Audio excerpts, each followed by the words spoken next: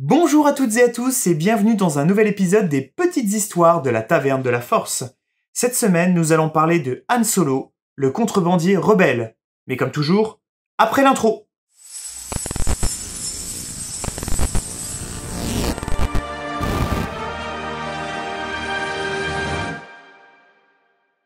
Encore une nouvelle vidéo et je suis ravi de vous retrouver comme à chaque fois. Si c'est la première fois que vous venez sur cette chaîne, c'est une chaîne où nous parlons de Star Wars à travers de courtes vidéos. Donc si ce n'est pas encore fait, je vous invite à mettre le petit pouce bleu, à vous abonner et également la petite cloche pour être prévenu dès que nous sortons une nouvelle vidéo. Nous en sortons une tous les jeudis. Vous pouvez également aller sur notre compte Instagram, nous publions des photos de Star Wars et de tournage.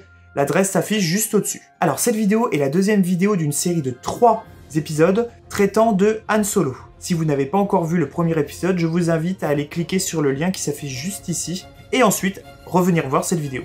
Nous allons parler cette semaine de la vie de Han Solo entre l'épisode 4 et peu après l'épisode 6. Nous allons surtout nous intéresser à ce qui se déroule entre les films. Comme je l'ai dit dans la vidéo précédente, je pars du principe que vous avez déjà tous vu la trilogie originale, donc je ne m'attarderai pas sur l'histoire de ces films. Également, contrairement à l'épisode précédent, nous n'aborderons que la partie canon et non Legends, puisque il y a eu très peu d'œuvres littéraires du Legends concernant cette période, et surtout traitant de Han Solo. Donc nous reprenons l'histoire de Solo à la fin de l'épisode 4.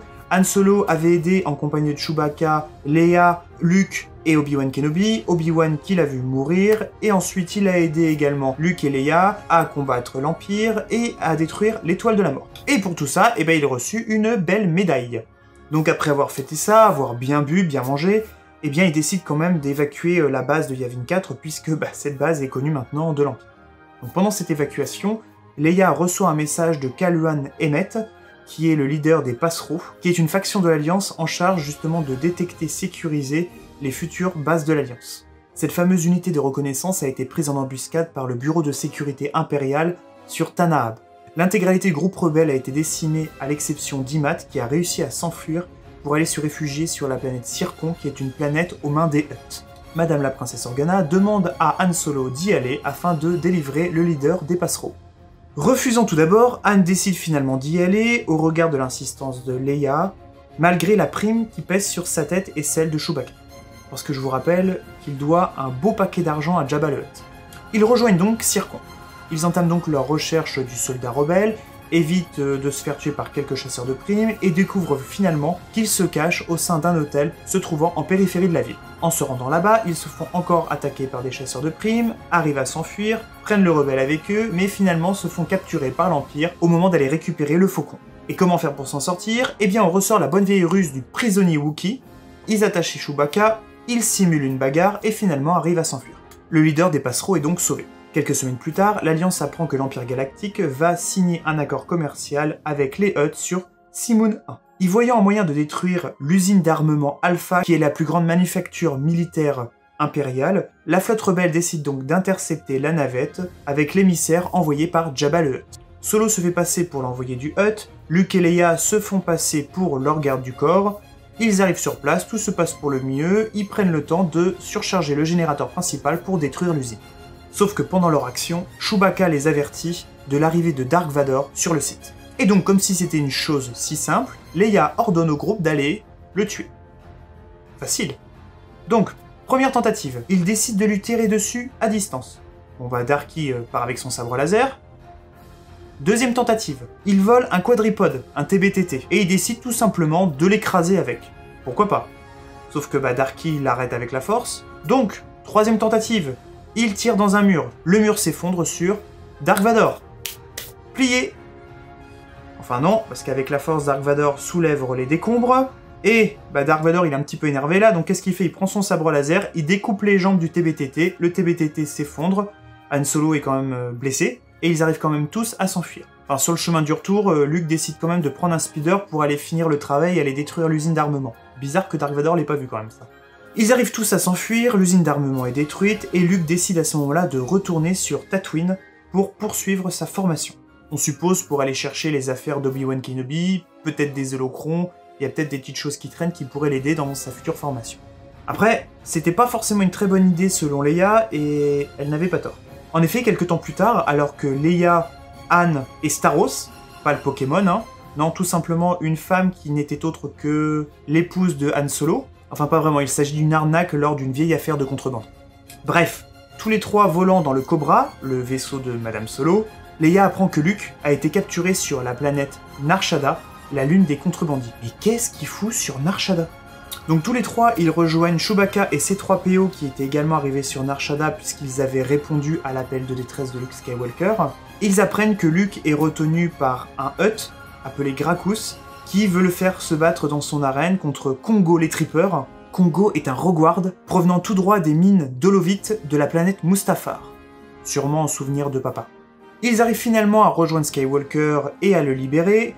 Skywalker leur apprend qu'il est ici pour récupérer des holocrons qui ont été volés par Gracchus, mais un contingent de Stormtroopers arrive dans l'arène. Han ordonne à Chewie de prendre Luke sous le bras pour s'enfuir, tant pis pour les holocrons.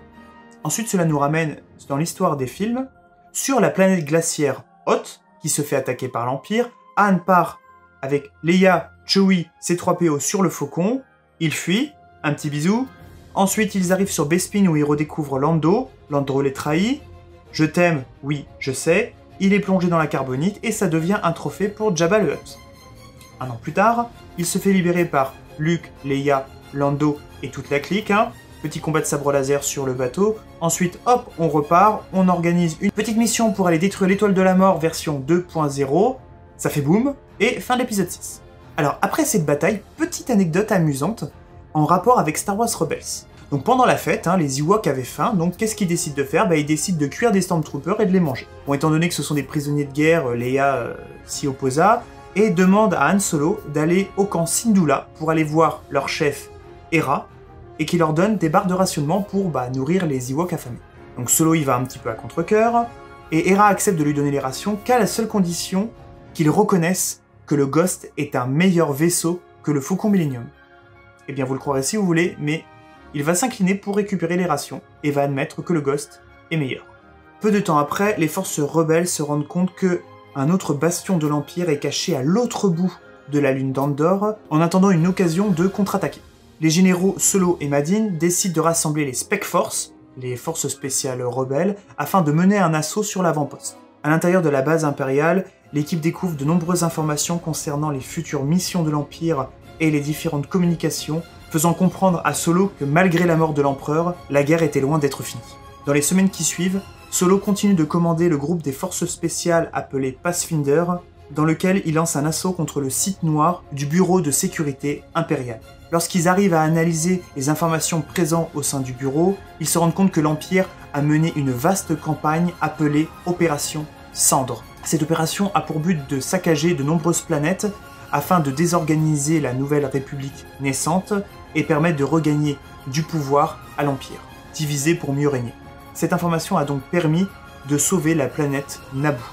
Cet épisode touche à sa fin, merci de l'avoir suivi jusqu'au bout. Si vous avez bien aimé, je vous invite à mettre un petit pouce bleu, ce n'est pas grand chose pour vous mais ça aide énormément à la construction de notre chaîne. La semaine prochaine, nous verrons le 3e et dernier épisode sur Solo, nous verrons du coup sa fin de vie. Je vous souhaite une excellente semaine et je vous dis à jeudi prochain, et comme toujours, gardez l'esprit ouvert. Allez, salut!